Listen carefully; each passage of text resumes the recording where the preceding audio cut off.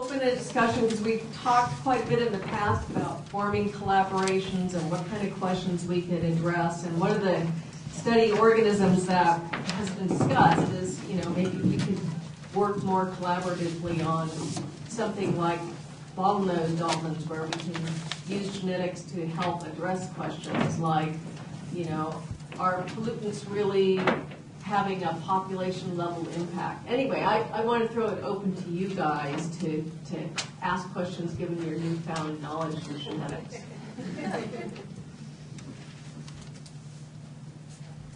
I have actually two questions for Amy. Number one, do you know if anybody is working on trying to extract any local LDNA for comparison to what we've been doing? And I'll just throw the other one out and just deal with it later.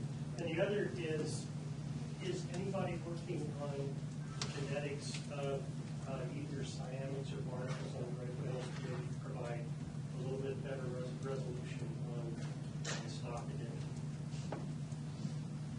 So there was a study by a student up at Humboldt State that did look at barnacles, I believe, in different gray whale species, but I can't honestly remember exactly what the conclusions from that were. But there has been some work done on that. And there has also been some work done on North Atlantic, historic samples from the North Atlantic that hasn't been published yet. I think Phil worked a little bit, collaborated a little on that. I don't know if he has anything more to contribute, but. Yeah, I know the people doing it. I don't know anything about the project. So there are, I think, a number of projects looking at historical large collections of whale bones from a number of species in the North Sea. And yeah, I haven't seen any of those come out yet, so I think they're all still in progress. I was wondering if you guys could address the issue of hybridization and how that may play a factor in, say, like in blue whale population, or I don't know if the different haplotypes of killer whales hybridize at all, but would that ever become a factor in subspecies or designated population structure or anything like that? Do you ever consider a hybrid as a separate population stock on its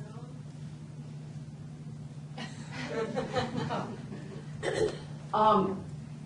There are actually. Do you want to talk about the ETP dolphins? I mean, there is actually Bill Perrin described based on morphology in different inner dolphins. Why am I talking about this?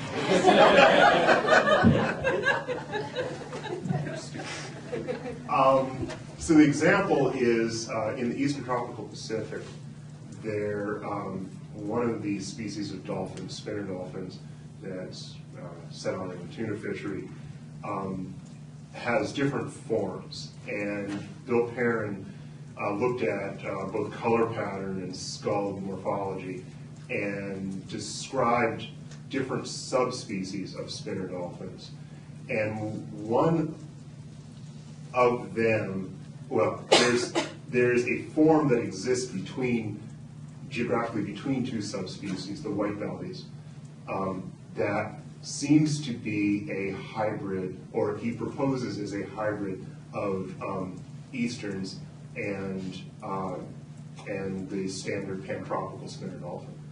They are treated for management purposes as a stock, but we've still, as of yet, found sort of highly significant genetic differentiation.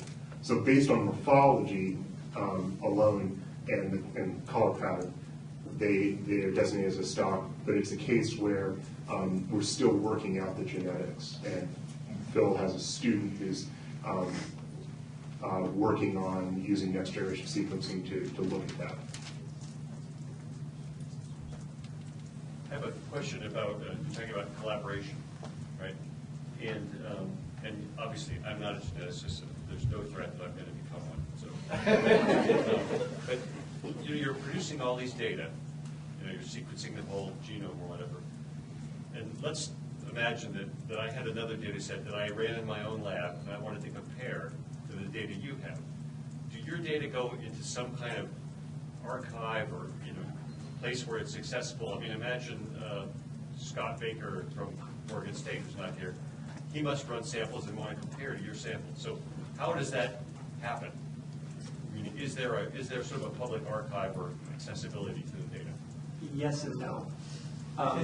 It's becoming commonplace now to store all genetic data in public archives. The problem has been that up until, well, still recently, there's not a consistent way to archive nuclear genetic data. So microsatellite loci aren't easily compared across studies. But if you just wanted to compare to whatever is published for pick in one particular study, more and more journals are requiring that the data used in the study be archived in one of a number of methods. There are a group of journals that co-host a particular archival system, so it's a third-party archival system. For sequence data, there's GenBank. So when we generate whole mitochondrial genomes, they all go into GenBank. The problem is still that GenBank is kind of set up for different types of things. It's set up for human and medical genetics and genomics. So population studies aren't easy to document. So it really is still up to the individual scientists to make their analysis strata available, their frequencies of haplotypes. If they're only putting one haplotype into the GenBank, it may be that haplotype is represented in different frequencies in different populations. And so you have to get that information out of the journals or out of their supplementary material. So that's why I said yes and no. It's not a good system yet. I think so many people are recognizing that we're generating more and more data and making use of the data. We put so much money and effort into it that it's important that we be able to use it in the future and everybody else be able to use it in the future and replicate it. And so we're trying to find those ways to make it consistently available in ways that can be used again.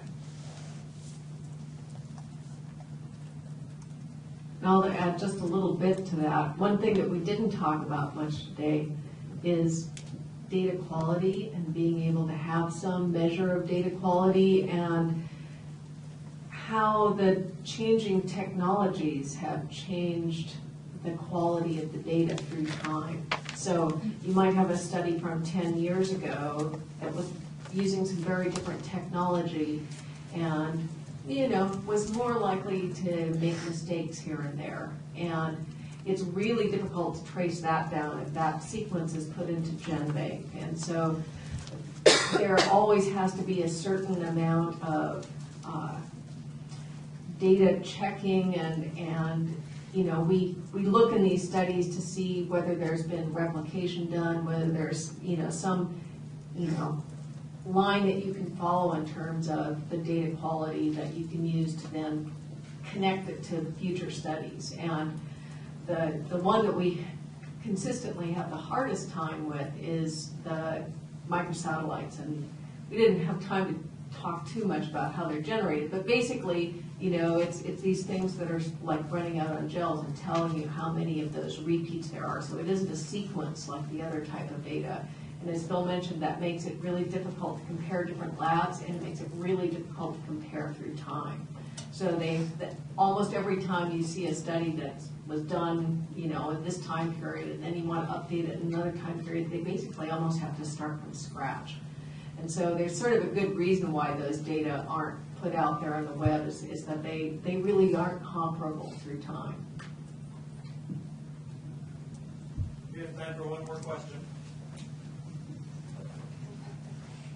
I come from a legal and conservation background. I'm not a scientist, so a lot of what you're talking about is over my head, but it's all really fascinating. And this is just a curiosity. The Japanese Institute of Cetacean Research is down in the Southern Ocean right now hunting monkeys and fins. And I'm just curious, does that result in any kind of a meaningful scientific contribution to the global community? I know that's a very controversial question, but I just have to ask it. Is that data used or usable? it is a very controversial question. And I've been to a number of, say, the International Whaling Commission meetings where the Japanese scientists there are complaining because they can't get their data published in journals because the journals have standards for treatment of animals. So if you get a chunk of tissue from a dead animal, it's still a good sequence, and some of the data are published, but it's very controversial for obvious reasons. And so there are a number of good publications out there on minke whales, for example, which is what they're hunting down there. And some of the stuff that Eric talked about, looking at different species and phylogeny of minke whales, many of those samples come from whaling. Okay, so we can thank the panelists for their wonderful talk.